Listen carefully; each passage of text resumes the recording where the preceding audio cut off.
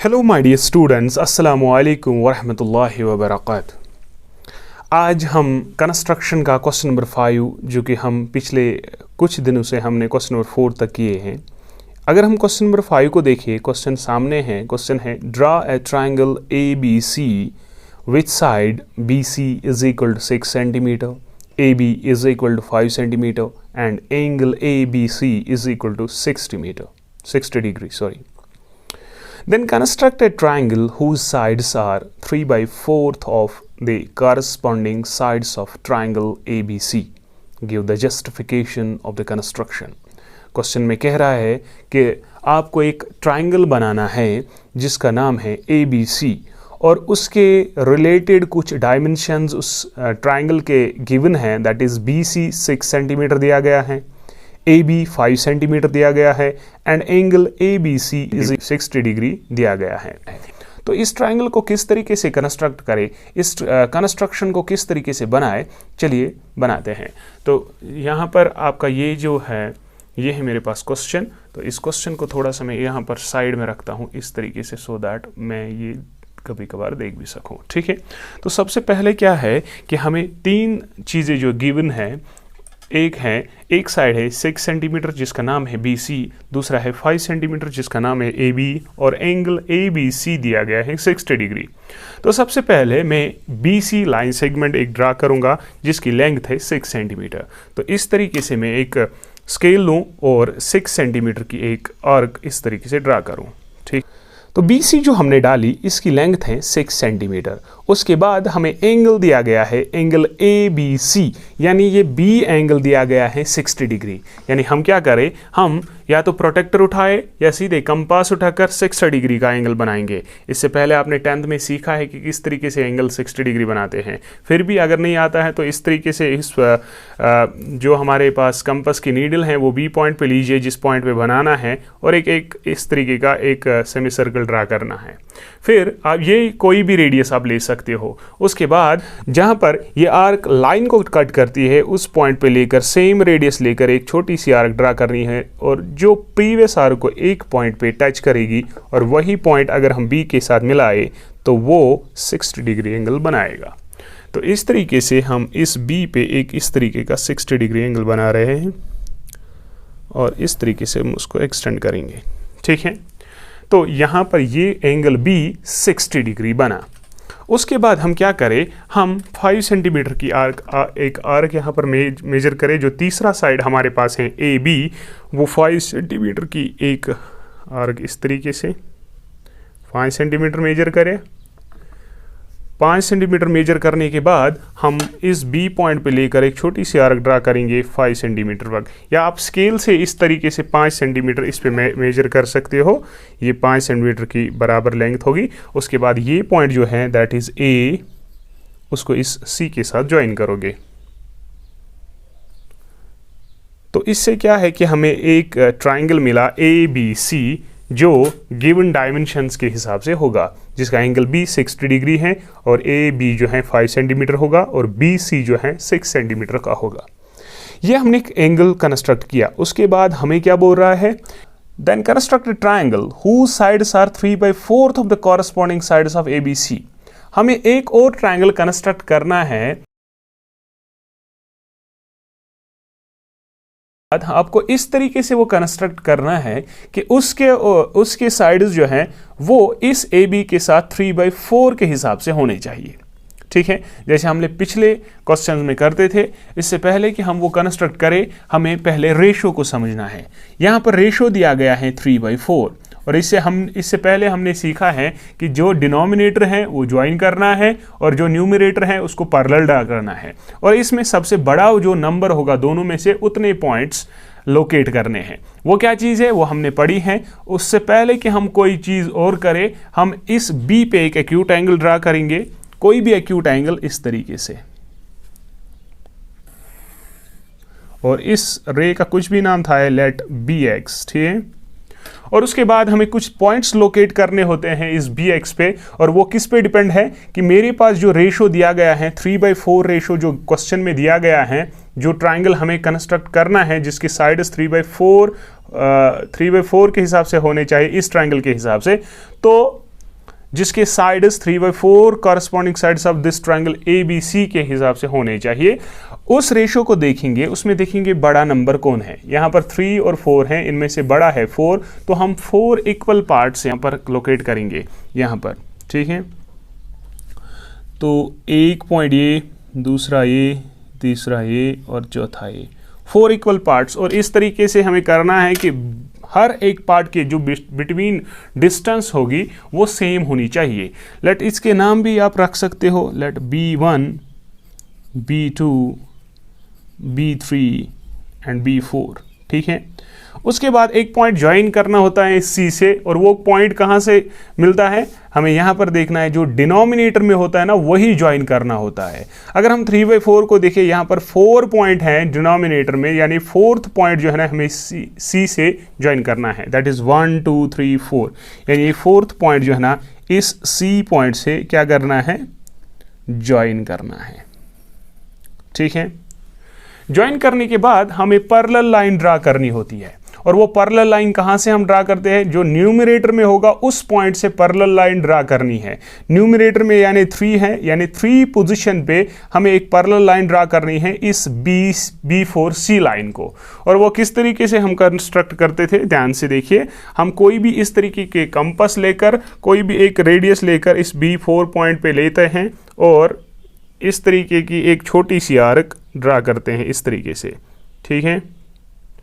और फिर चेंज नहीं करना है, जिस पोजीशन पे हमें पैरेलल लाइन ड्रा करनी है उस पोजीशन, हमें B3 पे पैरेलल लाइन ड्रा करनी है, तो नीडल B3 पे रखिए और इस तरीके की एक आर्क ड्रा करिए यहाँ पर, ठीक है। उसके बाद हमें इस पहली वाली आर्क को मेजर करना होता है इस तरीके से, यहाँ पर, यहाँ से यहाँ तक, ठीक है। फिर सेम पोजीशन लेकर इस B जहां पर दूसरी आर्क ने टच किया है उस पॉइंट पे लेकर एक छोटी सी आर्क इस तरीके से ड्रा करनी है, ठीक है। और जो प्रीवियस आर्क को एक पॉइंट पे टच करेगी, उस पॉइंट जो है ये वाला पॉइंट, उस पॉइंट को इस B3 से मैच करके थोड़ा सा खींचना है,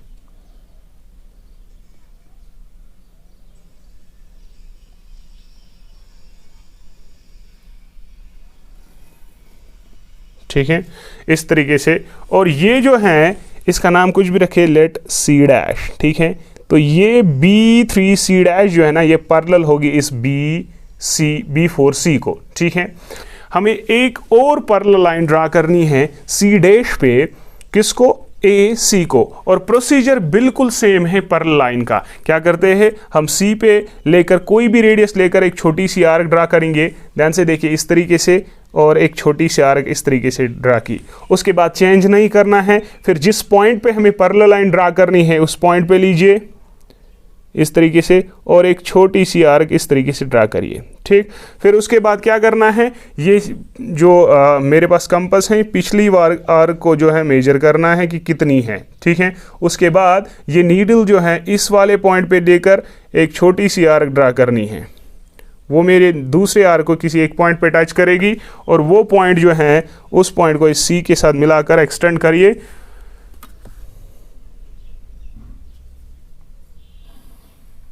ठीक है। तो वो हमारी इस AB को एक पॉइंट पे टच करेगी, लेट A' पे। और जो हमारे पास ये A', B, C' है, यही हमारा रिक्वायर्ड ट्रायंगल होगा, जिसके साइड्स 3/4 इस वाले AB के साथ होंगे, ठीक है। तो ये हमारी कंस्ट्रक्शन थी। हमने क्या किया, जो गिवन ABC वाला ट्रायंगल था, एक ट्रायंगल बनाया, उसके बाद B पे एक एक्यूट लाइन ड्रा की, उसके बाद पॉइंट लोकेट किए, कितने पॉइंट्स, जितना इसमें सबसे बड़ा नंबर होगा, 4 इसमें बड़ा नंबर है तो 4 पॉइंट्स लोकेट किए। उसके बाद जो डिनोमिनेटर में होता है उस पॉइंट को इस पॉइंट के साथ मिलाना होता है, फिर न्यूमरेटर वाले पॉइंट पे एक पैरेलल लाइन ड्रा करनी होती है प्रीवियस लाइन को, और इसी तरह जहाँ पर वो टच करेगी वहाँ पर हमें उस वाली नेक्स्ट लाइन को पैरेलल लाइन ड्रा करनी होती है, वहां पर एक ट्रायंगल बनता है, वही हमारा रिक्वायर्ड ट्रायंगल है।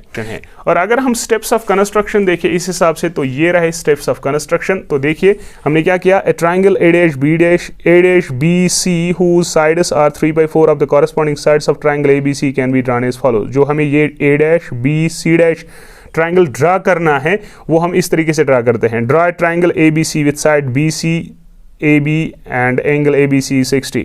जो हमारे पास गिवन है ABC, हमने ट्रायंगल ड्रा किया जिसमें ये चीज़ें गिवन है। उसके बाद हमने ये रे BX ड्रा की जो एक्यूट एंगल बना रही है इस BC के साथ, ठीक है। उसके बाद लोकेट 4 पॉइंट्स करने हैं जो ग्रेटर होगा 3 और 4 में, और उसके नाम हमने B1 B2 B3 एंड वगैरह रखा। उसके बाद ज्वाइन किया B4 एंड C को, फिर पैरेलल लाइन B3 से ड्रा की और A-C' एक और पैरेलल लाइन AC को ड्रा की।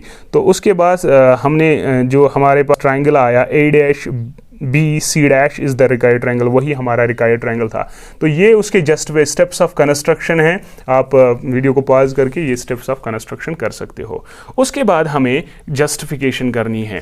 तो हमें जस्टिफिकेशन में प्रूव क्या करना है कि जो हमें ये ट्रायंगल आया A'-B'-C', हमें उसके साइड दिखाने हैं वो बराबर है 3/4 of the sides of the triangle ABC। यानी हमें प्रूव करना है कि A'-B जो ये बराबर हैं 3/4 ऑफ दिस AB, इसी तरह B'-C' जो हैं ये बराबर हैं 3/4 ऑफ दिस BC, और इसी तरह A'-C' जो है ना ये बराबर हैं 3/4 ऑफ AC। जो हमें ये चीज़ हमें प्रूव करनी है, ठीक है। तो इस तरीके इसको हम किस तरीके से प्रूव करें, ध्यान से देखिए। देखिए, अगर हम जस्टिफिकेशन देखें, ये चीज़ हमें प्रूव करनी है। सबसे पहले मैं क्या करूं, मैं लिखूंगा इस तरीके से, in triangle ABC and triangle A'-B'-C', जिसमें क्या है A'-C' is parallel line to AC, जो हमने कंस्ट्रक्शन की। तो वही हम लिखेंगे, इन ट्रायंगल ABC एंड दूसरा A'-B'-C', जिसमें A'-C' is parallel to AC, जिसमें ये चीज़ जो है ये पैरेलल हैं। अगर ये पैरेलल है it means this angle is equal to this angle, और सेकंड वन ये वाला एंगल इस वाले एंगल को बराबर हैं, क्योंकि दोनों जो हैं कारस्पॉन्डिंग एंगल्स हैं। तो हम लिख सकते हैं यहाँ पर, जहाँ पर angle A' is equal to angle A and second one angle C' is equal to angle C। तो यहाँ पर रीजन लिखेंगे corresponding angles, ठीक है। तो हम इस therefore कह सकते हैं triangle ABC is similar triangle A'-B'-C' by AA similarity। तो AA सिमिलैरिटी के ज़रिए ये दो ट्रायंगल्स जो हैं सिमिलर हैं, ठीक है। और अगर ये सिमिलर हैं, इनके कारस्पॉन्डिंग साइड्स का रेशो सेम होगा। तो हम लिख सकते हैं विच इम्प्लाइज, क्योंकि ये दो ट्रायंगल्स ये ट्रायंगल्स जो हैं सिमिलर हैं, इनके कारस्पॉन्डिंग साइड्स का रेशो जो है वो सेम होगा। दैट इज़, मैं इस तरीके से लिख सकता हूँ A'-B डिवाइडेड बाय AB वो बराबर होगा B'-C' डिवाइडेड बाय BC वो बराबर होगा A'-C' डिवाइडेड बाय AC। इसका नाम रखिएगा फर्स्ट, ठीक है। यहाँ तक कोई प्रॉब्लम नहीं होनी चाहिए, ठीक है। सिमिलरली अगर हम ये ट्रायंगल लेंगे, सिमिलरली इन ट्रायंगल किस से मिलेगा B'-C' B'-C' एंड दूसरा वाला ट्रायंगल B'-B'-4C B'-B'-4C। ये दो ट्रायंगल्स में ले रहा हूँ बेटा। इसमें भी ये B'-C' पैरेलल हैं B'-4C को, इन विच B'-C'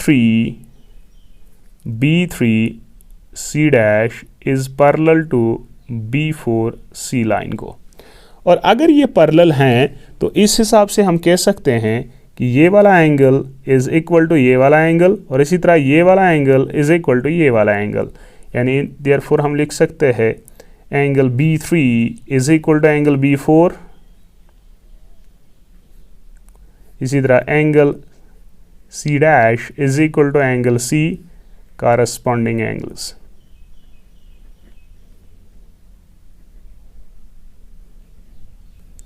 ठीक है, तो हम लिख सकते हैं therefore triangle B3C dash is equal to is similar triangle B4C by AA similarity।